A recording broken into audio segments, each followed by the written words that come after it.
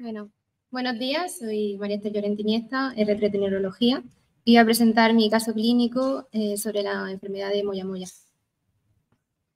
El caso consiste en una mujer de 49 años sin antecedentes de interés que comienza de forma brusca al despertar con un síndrome hemisférico derecho y por tanto es traída como código ictus al hospital.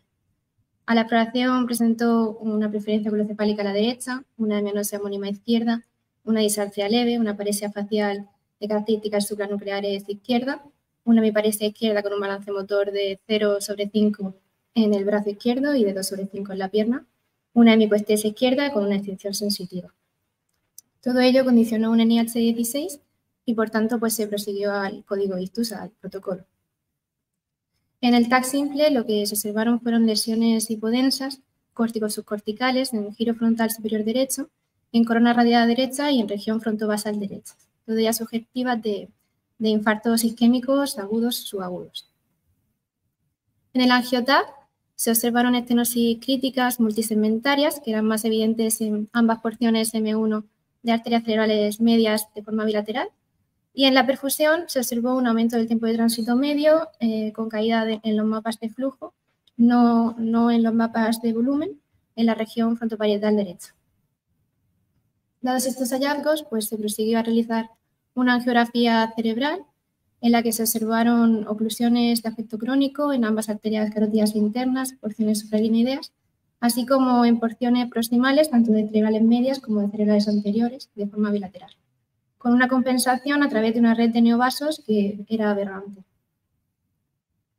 En cuanto a la vascularización posterior, no se observaron segmentos estenóticos y sí que se vio que había una compensación hacia los territorios anteriores a través de arterias leptomeningias que se encontraban hipertróficas y surgían pues, desde las arterias cerebrales posteriores.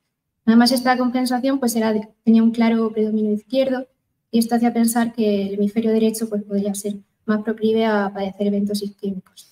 Dado el carácter multisegmentario de las estenosis, pues la paciente no era candidata a tratamiento con trombectomía mecánica y estos hallazgos pues, eran muy sugestivos de una enfermedad de Moyamoya, eran compatibles con esta.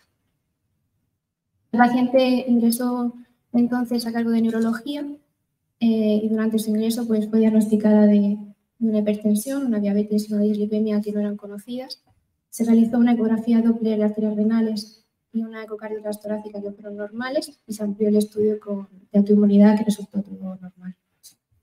A los siguientes días se realizó una resonancia cerebral en la que se observó una restricción de la difusión compatible con un ictus isquémico agudo en el territorio de la arteria cerebral media derecha.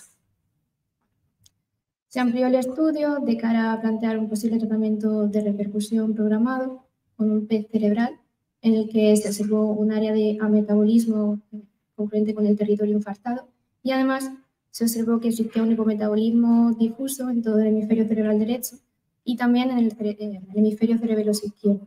Esto destacaba ya que, como hemos visto, el territorio posterior no estaba afecto de segmentos estenóticos y, por tanto, era muy sugestivo de una diáquisis cerebelosa cruzada. Esto es una disfunción, en este caso cerebelosa, por un daño sobre estructuras supratentoriales que son distales a esta área, pero que están anatómicamente y funcionalmente muy relacionadas y, por tanto, pues, provoca la disfunción cerebelosa a distancia. En cuanto a la enfermedad de Moyamoya, pues es una causa infrecuente de ictus isquémico que tiene una incidencia de 0,1 paciente cada 100.000 habitantes, con una incidencia mayor en población asiática, y consiste en una estenosis bilateral y progresiva de las arterias carótidas internas y segmentos proximales tanto de arterias cerebrales anteriores como cerebrales medias, que esta hipoperfusión en estos territorios pues, produce un desarrollo de vasos colaterales que son compensatorios.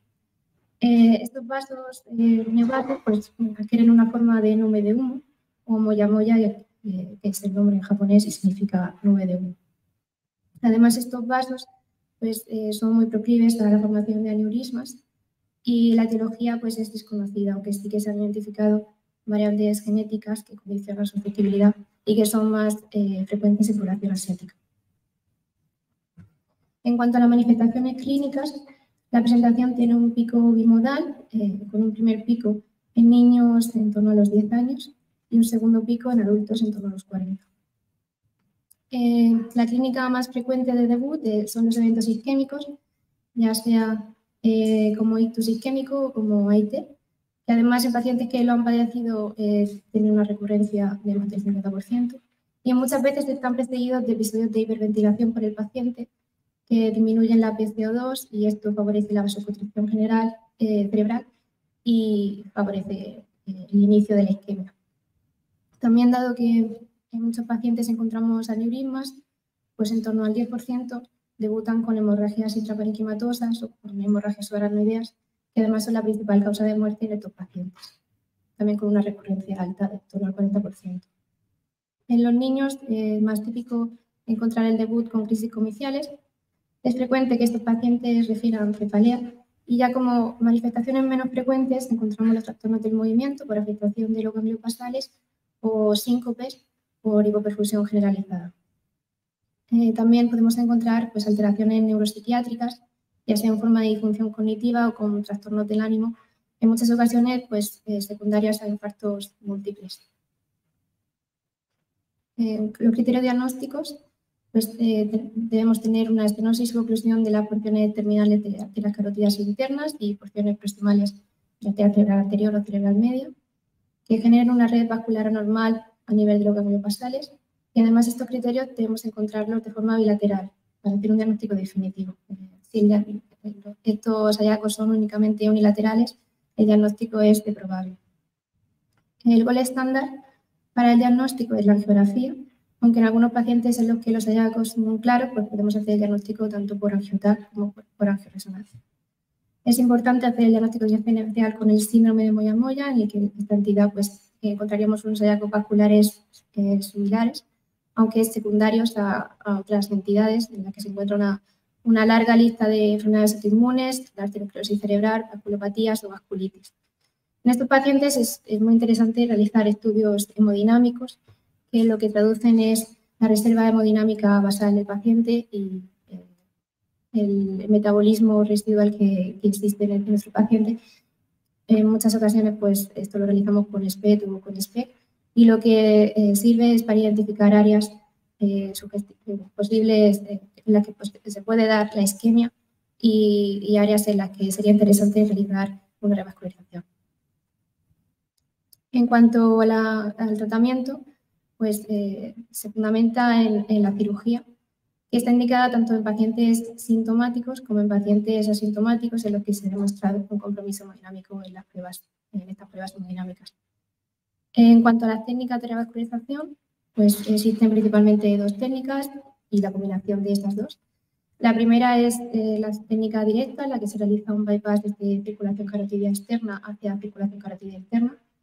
Y la segunda, las técnicas indirectas, consisten en aplicar una superficie vascularizada por ramas de arterias carotidas externas sobre el hemisferio afecto que queremos revascularizar, y esto con el tiempo pues, provocaría neovasos que acabarían revascularizando el hemisferio afecto. Las técnicas indirectas pues, se suelen realizar en niños.